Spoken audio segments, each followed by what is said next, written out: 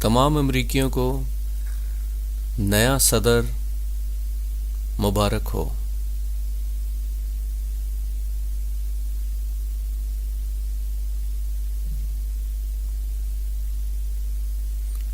کچھ عرصے سے میں یہ کہہ رہا ہوں کہ اگلے 10 سالوں کے دوران اس سیارے کی اہم ترین لیڈرشپ کاروباری ہوگی، لیکن آپ نے اس بات کا تصور نہیں کیا تھا کہ ایک کاروباری شخص صدر بن جائے گا۔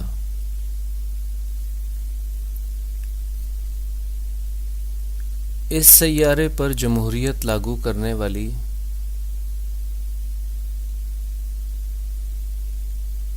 قوتیں آہستہ آہستہ اعداد و شمار تک محدود ہو گئی ہیں۔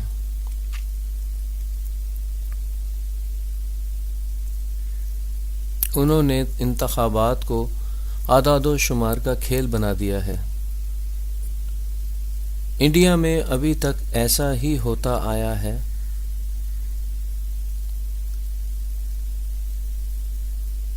لوگ ہمیشہ گنتی کرتے ہیں، انتخابات سے پہلے لوگ لسٹیں بناتے ہیں کہ عوام کے کس حلقے کو ہم محرومی کا احساس دلا سکتے ہیں، انہیں عدم تحفظ کا احساس دلا سکتے ہیں اور انہیں خوف میں مبتلا کر سکتے ہیں، تاکہ وہ انفرادی نہیں بلکہ ایک فرقے کی حیثیت سے ووٹ ڈالیں۔ وہ فرقے مذہب کی بنیاد پر ہو سکتے ہیں، نسل کی بنیاد پر، ذات کی بنیاد پر یا کسی اور قسم کی بنیاد پر، لیکن دنیا میں بہت سی سیاسی قوتوں کی یہ عادت بن چکی ہے کہ وہ کسی اقلیت کو چن کر اسے عدم تحفظ کا احساس دلا کر بحیثیت فرقہ ووٹ ڈالنے پر مجبور کرتی ہیں۔ بدقسمتی سے امریکہ میں بھی وہی زبان پروان چڑھ رہی ہے جو انڈیا میں استعمال ہوتی رہی ہے۔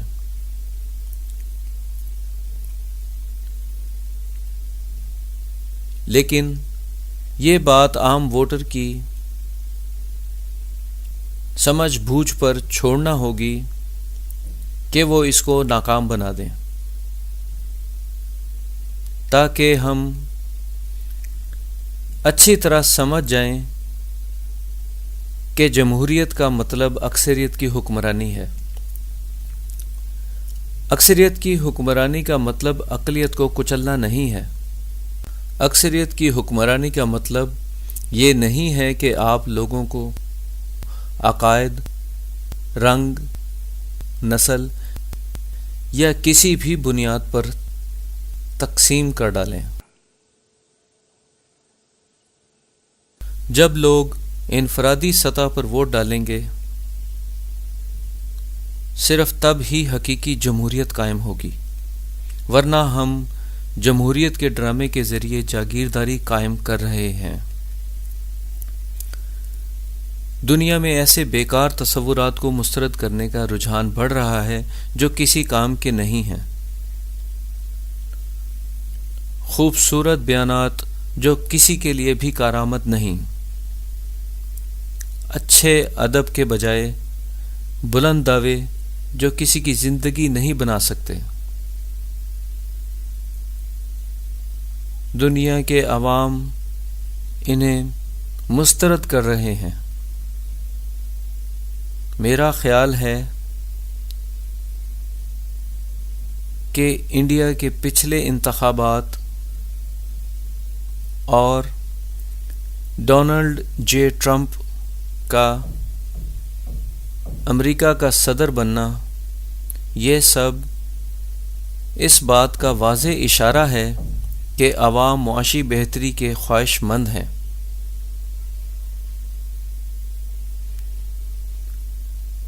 انہیں بہتری کی خاطر بلند و بالا بیانات میں دلچسپی نہیں ہے۔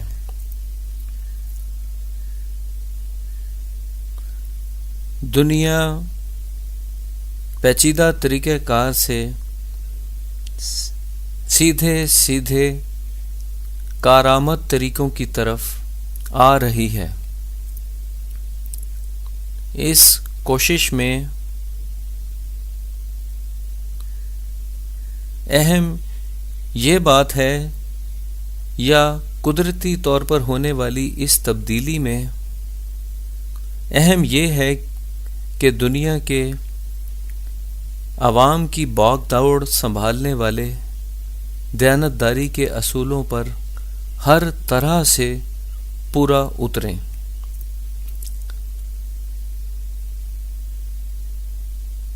جیسا کہ اپنی کتاب انر انجینئرنگ کے ٹور کے دوران میں امریکہ میں متعدد بار گیا، بدقسمتی سے ہر جگہ صرف مشرق وسطی ہی نہیں بلکہ پوری دنیا میں امریکہ کا مطلب ہے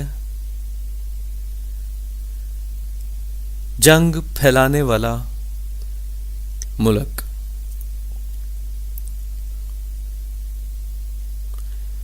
میرا خیال ہے وقت آ گیا ہے کہ امریکہ کو اپنی اس شناخت کو ختم کر کے بتانا چاہیے کہ امریکہ کا مطلب ہے اچھا طرز زندگی، معاشی بہتری وغیرہ۔ سب سے بڑھ کر امریکہ کا مطلب ہے دوسروں کی امداد، کیونکہ اگر آپ دوسروں کو معاشی بہتری نہیں سکھاتے تو ہم ایسی دنیا میں نہیں رہ سکتے جس کی معاشی حالت بہتر ہو۔ معاشی طور پر بہتر دنیا میں رہنا ضروری کیوں ہے؟ اس لیے ضروری ہے کیونکہ اگر صرف آپ دولت مند ہوں گے تو قدرتی طور پر لوگ آپ کو نشانہ بنائیں گے۔ سڑک پر پڑے ایسے لوگ جن کے پاس کھو دینے کے لیے کچھ نہیں، قدرتی طور پر شیشے کے بنے مہنگے گھروں میں رہنے والوں پر پتھراؤ کریں گے۔ بہتر یہ ہے کہ آپ کے ہمسائے کے پاس بھی اچھا گھر ہو۔ یہ بہت اہم ہے۔ اگر آپ پوری دنیا کو معاشی طور پر بہتر کر دیں تو یہ آپ اور سب کی بہتر زندگی کی ضمانت ہوگی، ورنہ جس طرح ٹیکنالوجی ترقی کر رہی ہے، تھوڑی سی صلاحیت رکھنے والی چھوٹی سی قوم کچھ مہارت کے ساتھ کاروبار، بینک، سارے نظام اور ہر شے کو دھرم بھرم کر سکتی ہے۔ آہستہ آہستہ ہمیں سمجھ آ رہی ہے۔ بدقسمتی سے آج بڑی قومیں اس بات پر جھگڑ رہی ہیں کہ اگر تم نے ہماری سائبر سپیس خراب کی تو ہم تمہاری سائبر سپیس اڑا دیں گے۔ ایسا نہیں ہونا چاہیے۔ ہونا یہ چاہیے کہ آپ کسی کو تنگ نہیں کرنا چاہتے کیونکہ آپ کے پاس بھی کچھ قیمتی چیز ہے۔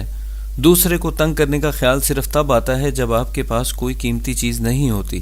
اگر آپ کے پاس بھی کوئی قیمتی چیز ہو تو آپ دوسرے کو تنگ نہیں کرتے کیونکہ آپ کے پاس بھی کچھ کھونے کے لیے ہے۔ تو ہمیں ایسی دنیا بنانی چاہیے۔ امریکہ اور اس کی نئی لیڈرشپ کو دنیا کو بہتر بنانے پر توجہ دینی چاہیے۔ جب لوگوں کی حالت بہتر ہوگی تو وہ بہتری کی قدر کریں گے۔ وہ اپنی بہتری کو کسی بھی طرح ختم نہیں ہونے دیں گے۔ پچھلے 12 مہینوں کے دوران تلخی اور کھچاؤ کے باوجود کل آنے والے نتیجے پر دونوں طرف سے خوش دلی کا مظاہرہ بہت خوبصورت تھا۔